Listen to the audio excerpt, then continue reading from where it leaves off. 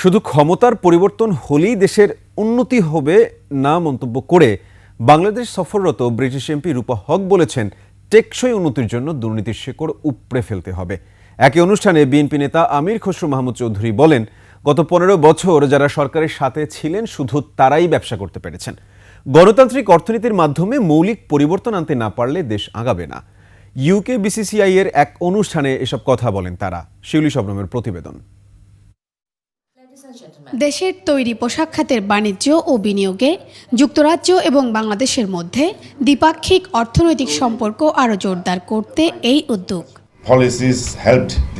যুক্তরাজ্য সহ বিশ্বের বিভিন্ন দেশে বাংলাদেশের তৈরি পোশাক রপ্তানি বাড়াতে যুক্তরাজ্যের সহায়তা প্রত্যাশা করেন ব্যবসায়ী নেতারা। UK BCCI can play a vital role in facilitating the regular trade delegations to the UK and other emerging markets. We like to request the businessmen from investors, especially from the UK, to come into Bangladesh. অর্থনৈতিক সমৃদ্ধির স্বার্থে বিনিয়োগকারীদের জন্য আস্থার জায়গা তৈরির পরামর্শ দেন সাবেক বাণিজ্য মন্ত্রী ও বিএনপি নেতা আমির খসরু মাহমুদ চৌধুরী। বলেন, গত ১৫ বছর দেশের অর্থনীতিতে চরমভাবে ধস নামে।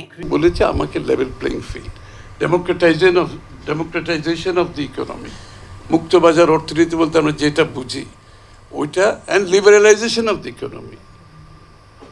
আপনি যদি এগুলো ইন্ট্রোডিউস করতে না পারেন তাহলে তো কোনো কিছু এগোবে না।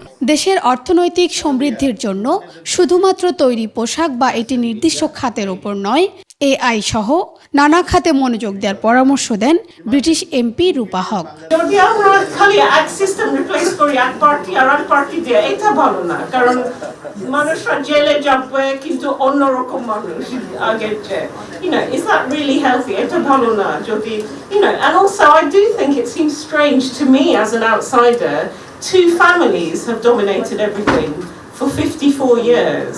ইউকে বিসিসিআই বাংলাদেশে বছরে $500 মিলিয়ন বিনিয়োগ পরিকল্পনা করেছে বলে জানান UK BCCI chairman. We are committed for 500 million. Shiuli Shabnam, 21 television, Dhaka.